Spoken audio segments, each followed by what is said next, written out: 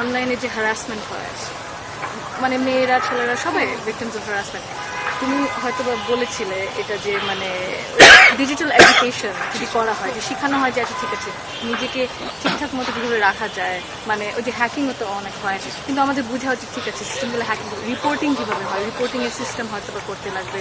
তারপরে community desk যদি করা যায়, তো হয়তো বা যদি এলাকায় যদি কিছু ঘটে তাহলে ওখানে এলাকার মানুষরাই ওইভাবেই জিনিসটাকে ম্যানেজ করতে পারবে। ওইভাবে যদি লোকালি জিনিসটাকে একটু ঠিকঠাক করা যায়, তবে ছোটবেলা থেকে বাচ্চাদেরকে শেখানো যায় যে কি ঠিক কি সঠিক কি ভুল, তাহলে জিনিসটা অনেক কমে আসে সবকিছু একসাথে যদি করা হয়। কিন্তু আপনিও যেটা বললেন ওই যে আগে 2002-2003 সময় যে অ্যাসিডের ওই যে আমাদের শিক্ষাও দিতে হবে বাচ্চাদেরকে, তরুণদের, যুব সমাজকে এই যে এগুলোর ব্যাপারে লিগাল গাইডেন্স যদি থাকে, লিগাল প্রোটেকশন, যদি consequences people face consequences reporting, তাহলে কিন্তু জিনিসটা আস্তে আস্তে কমে আসবে। কিন্তু এটা বাড়ছে আর রয়ে থাকছে কারণ কিছু হচ্ছে না, কিছু করলে হচ্ছে না, তো আর ধরা পাচ্ছে না। তো জিনিসটাকে একটু গুছিয়ে হয়তোবা আমাদের বুঝতে হবে যে এটা নিজ নিজ মতোই ঠিকঠাক হবে না, আমাদের কিছু করার প্রয়োজন।